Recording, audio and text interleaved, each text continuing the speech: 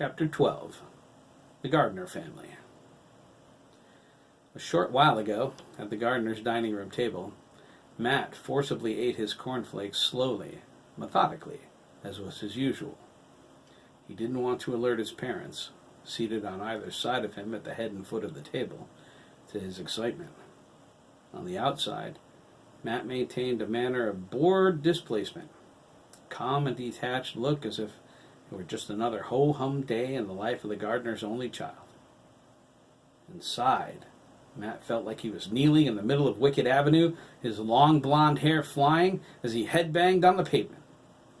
He wanted to jump on the table and dance a jig around Randy and Linda, two of the stiffest parents a teenager ever had. They weren't mean or anything, just proper to a fault. Matt's life had a strict plan to carry him through medical school and beyond.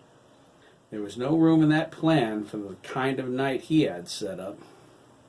Linda possessed parental radar like no one had ever seen before. If she caught a hint of Matt's excitement, two antennas would pop out of her head like My Favorite Martian, and the third degree would begin. Matt shivered. That would be a disaster.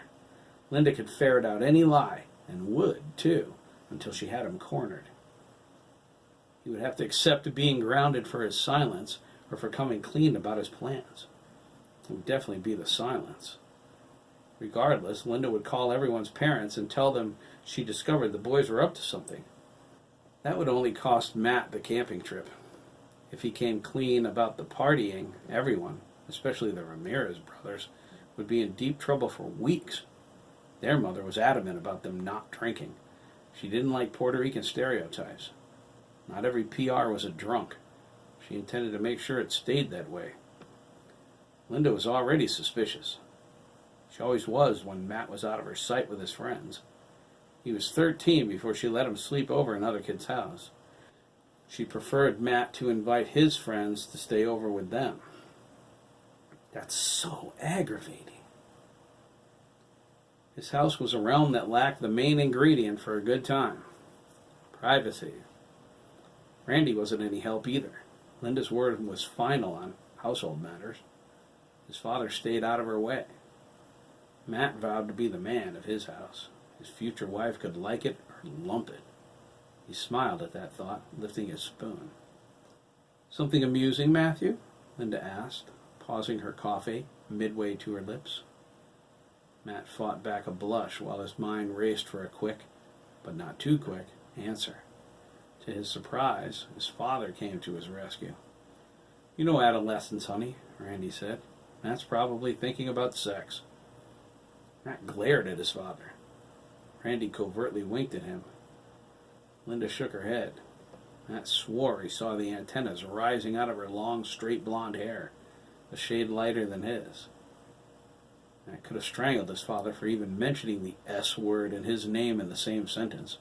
Matt was a virgin. His mom intended to keep him that way if she had to confiscate his penis and lock it up until his wedding night. "That's not funny, Randy," Linda replied, looking down her nose at her accountant husband. "Don't give Matt any ideas. He can wait until he's married." Matt scowled, as if thoughts of sex overran my mind all the time, or something. I'm not Sandy Sturgis. He was curious, however. There was no way he was bringing the subject up with his parents. To his relief, Linda thought his father's comment was so absurd, she dropped the subject and went back to her coffee. Thank God. The last thing I need is for Mom to have any suspicions rekindled, especially after the grilling I got when I brought up the camp out in the first place. It's a good thing we anticipated that, and Sandy helped me come up with a backup plan. Sturgis is just too slick. "No," Linda flatly said when he asked her permission to camp out. She returned to throwing clothes from the washer to the dryer. Matt stood in the doorway to the laundry room holding a basket of dirty sheets.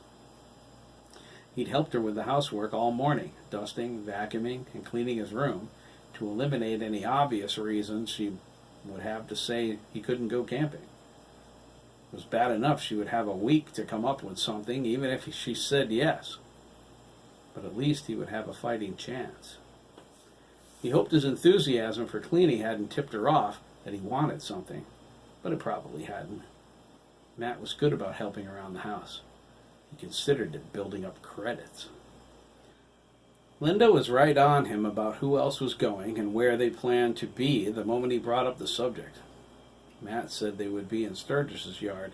It wasn't technically a lie since Alex and Susan owned the land next to their house, but he withheld the fact they would be 100 yards away into the woods. If they decided to camp at Lancaster Pond, they would be even farther, nowhere near the Sturgis's property. They were meeting there after the last day of school to go swimming. Matt elected not to mention that possibility. It was going okay, and she seemed on the verge of giving her consent until he rambled off the names of everyone going. That's when she said no.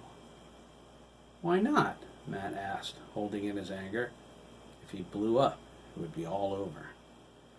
Linda stopped tossing clothes and pushed her hair away from her face. The humidity left little droplets of sweat on her forehead. You know why, Matthew, she said, her blue eyes bored into him. Matt didn't look away. Doing so would suggest he felt guilty about something. At least that's how Linda would perceive it.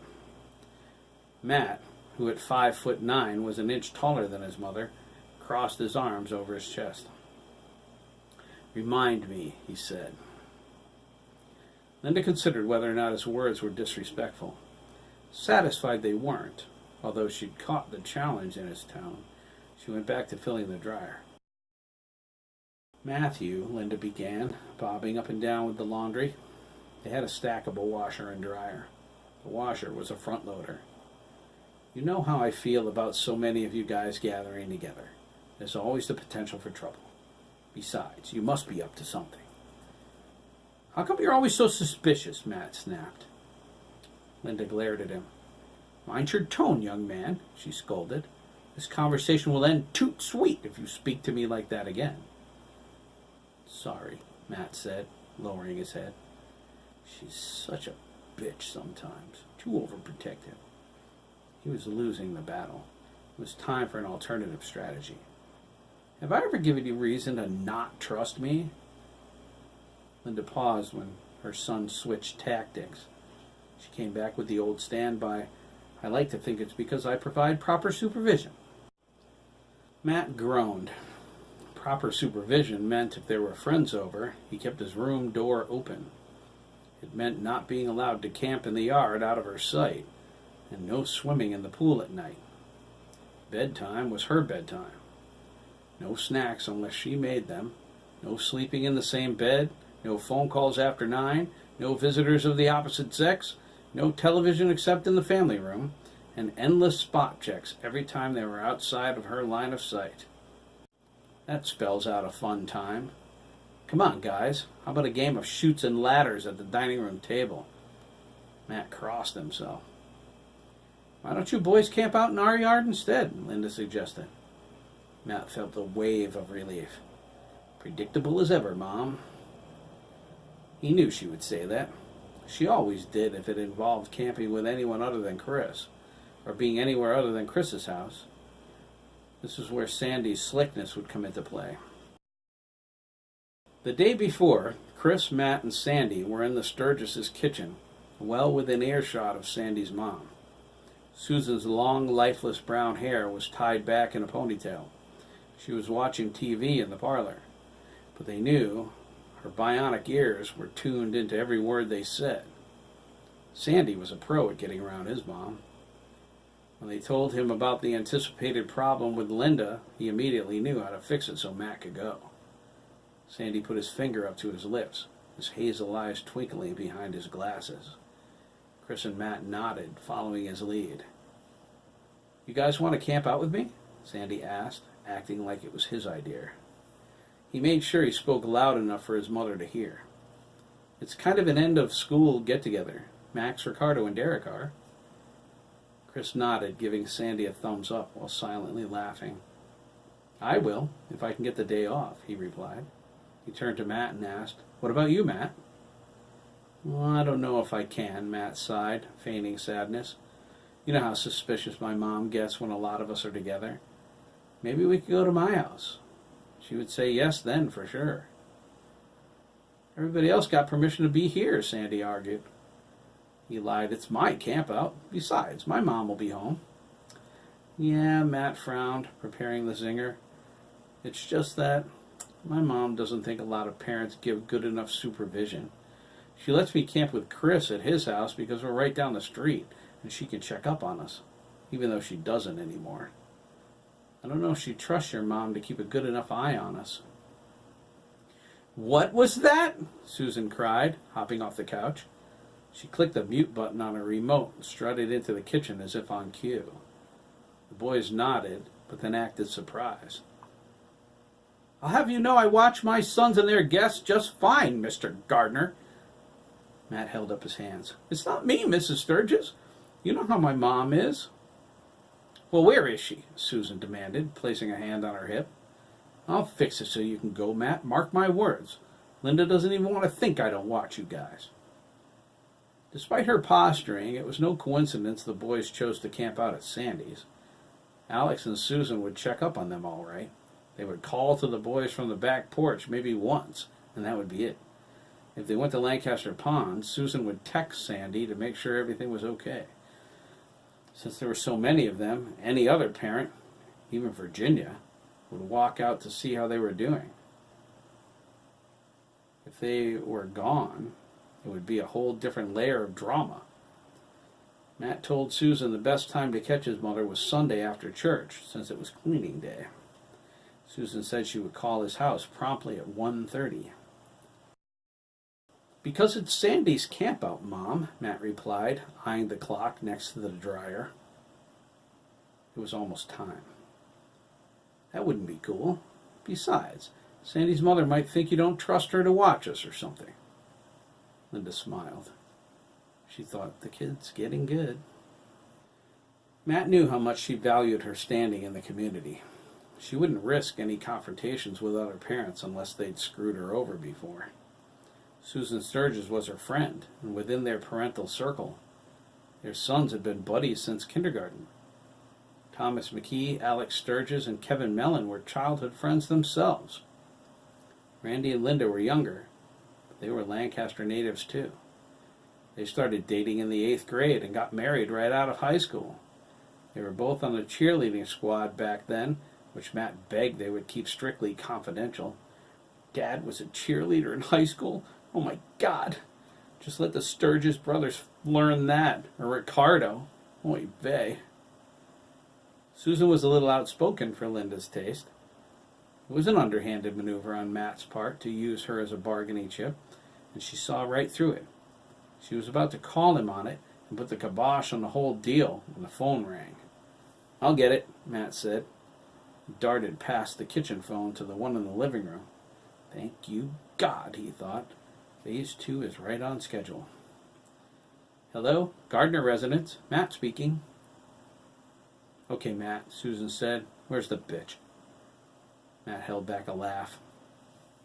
Susan was a lot like Virginia McKee, but with a sharper edge. His mom, the world-class yuppie, was out of her league and in for it now. Are you going to yell at her? Matt asked. Just watch my smoke, Susan said. I'll show you how to get around Miss Smarty Pants. Matt heard Sandy and his brother Ian snickering in the background. Susan ordered them to shut up. Matt put the phone to his chest, took a deep breath, and called for his mother. Linda picked up the extension in the kitchen. Matt listened in. This is going to be great. Hello? Linda? Susan Sturgis. Oh, hi, Sue, Linda began. I was just going to call you. Good. I saved you a quarter. Linda weakly laughed. Susan continued. I just wanted to make sure you knew the boys were camping out in our yard Monday, the last day of school. Well, you know how I always check up on these things, Susan interrupted. Matt's grin widened. Of course, Can you imagine? The boys thought Matt might not be able to come because you might not think I watched them well enough. Oh? Linda asked. I gave them a piece of my mind, Susan exclaimed, a little heated. I told them you know how well I supervise my sons and their guests when they're at my house. I was insulted they would even think such a thing. It's terrible, Linda said. She elected to diffuse the situation immediately. I wonder what gave them that idea. Matt can go. We were talking about it only a minute ago. Matt set the receiver in the cradle and went to the kitchen. He enjoyed watching his mother squirm for about 10 minutes. There was no way he couldn't go now, unless Linda came up with an ironclad reason to ground him. It meant walking on eggshells around her until the last day of school, but it was worth it. He crossed his fingers as his mother said goodbye to Susan. She stormed past him without another word. Phil, Matt's cousin on his mother's side, her cousin Deidre's son, finally returned his voicemails last night. Phil was bad at checking his messages. Matt never sent texts or emails to him about party matters in case Linda had some way to recover his deleted history that he didn't know about. He wouldn't put it past her. Phil lived with them for a few months while waiting for campus housing after coming down from Maine to go to Yukon. Phil got Matt, Max, Ricardo, and Chris drunk for the first time when Matt's parents went to Martha's Vineyard last summer and Phil babysat. Since then, he always bought for them whenever they camped out. When Matt told him how many kids were going, Phil was a little wary. He didn't know Derek, Jeremy, Ian, or Sandy. It took some pleading, but Phil finally agreed to buy if he didn't have to get separate orders for everyone. Matt decided on brandy and beer. Phil said he could pay him back later. Matt directed him to the hiding spot they scouted in the woods behind Lancaster Pond. Phil said he would leave the stuff there and would lend Matt his cooler. Just don't let anything happen to the cooler, okay? Phil pleaded. I need it for Hell Week. Matt promised he wouldn't. Phil also told him to make sure they didn't get caught. As he scooped up the last of his cereal, Matt silently patted himself on the back. Time for the campout was here, and no one was the wiser. He had to call Derek and the Sturgis brothers after breakfast. He would do that from his room once his father left for his Copeland Industries office, and his mother was in the shower. Water striders skipped along the surface of their in-ground pool. Matt watched them through the bay window facing the backyard. The gardener's house was a modern, light-stained, colored menagerie of solar panels. It stood proudly on the right side, halfway up Points of Light Road. Randy built it when Matt was 7. They lived in Glendale Apartments then, off Wicked Avenue, diagonally across from Kelly Hardware.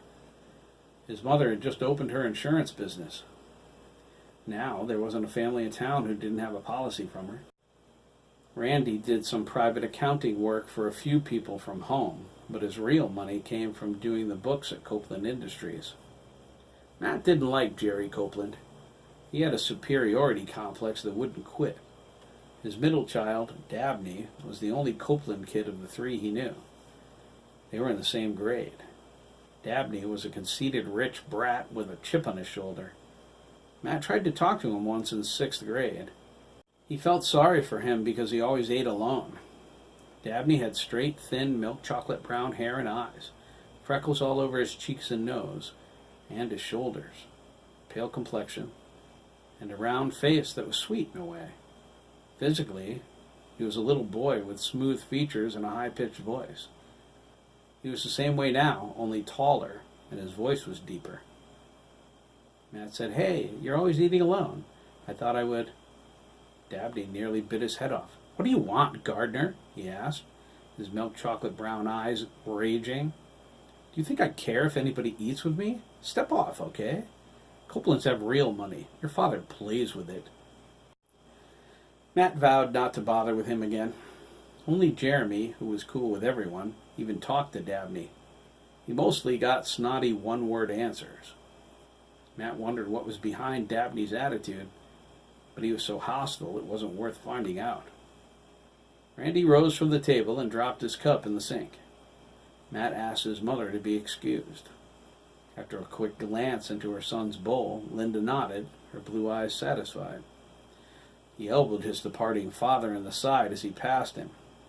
Randy continued into the hall and motioned for Matt to join him out of his mother's sight. Matt walked up to him. Randy was an inch shorter than his son, same height as his wife. He had thin, light brown hair and eyes, with a deeply receding hairline. He was a nerd, but an awesome baseball coach. Whenever someone imagined accountant in their mind, Matt was sure an image of his father appeared. He was a walking stereotype, right down to his loafers and brown briefcase. Matt scowled, feigning irritation. Randy held his arms out. After a dramatic pause, Matt hugged him. Randy kissed his son on the cheek. "Don't get too drunk tonight," he whispered into Matt's ear. "And for God's sake, don't let your mother find out about it." He let go of his son and stepped out the door. Matt stood there, his mouth agape, and then dashed up the stairs before his mother saw him. He took the steps 2 at a time. Inside his room, he closed the door, his heart pounding. Dad knows? And he didn't tell Mom? Holy crap, what's going on? Matt sat on his backpack in the middle of the floor in a state of shock. He put his hand over his chest, struggling to catch his breath. His mind raced, trying to figure out how his father knew about the party. He hoped he hadn't made some colossal mistake that might alert his mother, too. "No," Matt said, forcing a calm. "Dad said to make sure she didn't find out." It took 5 minutes for his hands to stop shaking. He picked up his droid and dialed Sandy's house. A reevaluation of Dad is in order. How the heck did he... "What's up?" the voice said. It was Ian, Sandy's middle brother. He was a year younger than Matt, an 8th grader like Derek. "Hi, Ian, it's Matt!" Ian exclaimed. "What up, dude? Did you get the stuff or what? You never called us back last night." Ian strutted through the kitchen, trying to convince the world he was black, not white. He said as much on many occasions. Ian was a die-hard rapper. He spoke the part, dressed it, and acted it so well sometimes, he almost convinced them. Matt guessed Susan and Alex were already gone. Alex was a Yukon English professor, and Susan taught special education in the Lancaster School District. Matt explained that when he was done with Phil last night, his mother said it was too late for any more calls. "I didn't dare try to sneak in a text, but I got it all taken care of." "Sandy!" Ian hollered. Matt heard a muffled reply. "Matt got it!" "Got what?" Sean asked his older brother. Matt sighed. Ian and Sandy's younger brother had the biggest mouth for a 10-year-old. He was also the only Sturgis kid with brown hair. "Don't tell him, Ian." "Do you think I'm stupid?" Ian asked. "Besides, you kept us hanging all week. You think I'd blow it now? Sean, go away, you geekling." "I don't have to if I don't want to." "See what I have to put up with?" Ian grumbled. "Can't see through the phone, Ian," Matt replied. "Ha ha," Ian said. "Skype me next time." "No more Skype," Matt replied. "Not after Derek mooned me. Too much of a risk I'll see something I can never unsee. Like you're the only one with Derek's butt imprinted in your brain." Matt told Ian to bring some food and to make sure they were at the pond after school. They were going to spend the afternoon there and maybe cook out in the barbecue pits. They could set up the tents later. Ian said that was no problem. Their mother already packed a bag of edibles. Matt said his mom had too, and added that Sandy needed to bring his tent. "Sandy! You need to bring your tent!" Matt held the droid away from his ear and sat on the edge of his bed. Ian was 5 foot, with light blonde hair that parted in the middle and feathered back with no effort. He had 1,000,000 freckles, steel gray eyes, and huge dimples in his cheeks. He also had a mouth even bigger than Sean. Everybody told him so, but he was still loud. The only place that ever served them was on the baseball field. Matt, Max, Ricardo, Jeremy, Ian, and Derek all played Babe Ruth League on the same team, the Kelly Hardware Wildcats. Ian's mouth was one of the greatest batter distractors ever. Matt wished he could tone it down a little until their next game. Matt's dad coached with Kevin Mellon, Derek's father. They were close to making the playoffs. Jeremy was an awesome pitcher. As long as he was healthy, they were going all the way. Ian played second base. Matt had first, and the Ramirez brothers played center and left. Derek was a fantastic shortstop. He was never afraid to dive after a ball, no matter how chopped up he got. He was a walking bruise after every game. It was a wonder Cynthia got his uniform clean. Billy Wild, another ninth grader, played third. Herman Schwartz had right field, and chubby, wise-mouthed Colin Skinner was the catcher. Herman was okay for a brain. Billy was just weird with his blonde mop of huge curls, but Colin was the one bucking for a beatdown, especially from Max. Last season, Colin made the mistake of calling an opposing player the derogatory word for a Puerto Rican. It was all the team could do to keep Max from ripping his head off. Ricardo got him in the boys' room at the middle school just before the end of the year. He dunked Colin's head in the toilet about 90 times. Matt was there with Jeremy, who tried to calm Colin down and save him from a bigger problem, angering Ricardo worse than he already had. Matt laughed. Colin was dripping wet and cursing up a storm. Matt led Ricardo out as Jeremy put his hand over Colin's mouth, warning him of things to come. God, Ian, Matt complained. Can you tone it down a bit? Sorry, dude, Ian said, lowering his voice. Sandy's in the shower. Duh, Sturgis, Matt cried. Can't you wait for him to get out? Ian explained that Sandy told him to let him know the minute Matt called. Let him know about what? Sean's small voice asked. Shut up, Sean! Matt sighed. He was glad he didn't have siblings. He wouldn't mind if they got along the way Chris and Jeremy did, or Max and Ricardo. Most of the time, anyway. Matt was lonely sometimes, but whenever the Sturgis boys started to rumble, he just let that all go. All right, Ian, Matt said. I have to call Derek, and then I'm heading to the bus stop. Holy crap, Ian yelled. Matt winced. I just remembered. Wait until you hear what Dan Mellon told Sandy about Chris. I heard it already, Matt said. He didn't like Ian's tone, like he had the key to the city or something. Oh, Ian asked. Do you believe it? I don't know what to believe, Matt replied. Chris is my friend. I think Dan's a punk for trying to ruin his reputation no matter what. Yeah, I guess you're right, Ian replied, deflated. Matt was sure Ian told everyone in the 8th grade by now. Sandy punched Dan in the gut as soon as he got done telling him, right in the middle of Mike's market. Good thing nobody saw him. Mike Dougan's a big dude. Sandy belted Dan Mellon? That was the best news Matt heard on the subject. He wished he did the same. It was no big surprise, though. Dan should have known better than to talk smack about Chris to Sandy. Sandy and Chris used to be together all the time until Sandy started dating Danielle Wolicki. Matt was glad he did. He always liked Chris. With Sandy gone, it gave him the opportunity to hang out with him solo. Chris was good at taking suggestions about activities. When Sandy was there, they did what he wanted to do, unless Max was there too.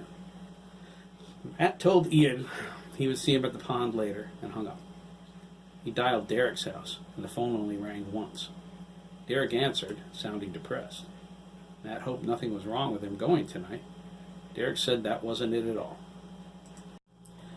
Dan told me if I went anywhere with Chris, he was going to kick my butt, Derek sadly said. Did he say anything to your dad? Matt asked, suddenly worried his whole plan was about to blow up in their faces. No, Derek replied. Matt sighed relief. Dan doesn't know about, you know. Dad told him to mind his own business. He said if I wanted to hang out with Chris, Dan had nothing to say about it. Oh, yeah? Yeah, Dad thinks they had a fight or something. He said if they did, it was probably Dan's fault. Good for Coach Mellon, Matt thought. Derek didn't seem to know anything about the rumor. He guessed Ian hadn't called the whole 8th grade after all. So, Derek, Matt said, trying to sound cheery, why so glum, chump? If your dad said you can go, what's the problem? Oh, it's Dan, Derek replied. He swore he would get me if I went. He will, too. All of the Mellon kids had red hair like their father. Derek's was more intense than Dan or Doug's, and he had green eyes rather than his brother's shared blue ones. Dan was mean to Derek sometimes with his temper. Considering Dan was older and bigger, Matt saw why he would be worried. Dougie was his little brother and inconsequential. Where's Dan now? Matt asked. Walking to the bus stop. Do you want to go? Of course I want to, Derek exclaimed. But Dan... Don't worry about Dan, dude, Matt assured him. When I see Max, I'll tell him what's going on. Max won't let Dan lay a finger on you. Really? Derek asked. Really, Matt assured him. I have to get going so I don't miss the bus. Meet us at the pond after school. Derek thanked Matt profusely and said he would be there once 8th grade graduation was over. It was starting at 10 o'clock and might not be done before the high schoolers got out. As Matt hung up, he grabbed his backpack and prepared to leave. His excitement was building again. Being bad felt kind of good. "Let's rock and roll," Matt exclaimed, pumping his fist. "What was that?" Linda called from the hallway outside his door. Matt said it was nothing, and then he growled.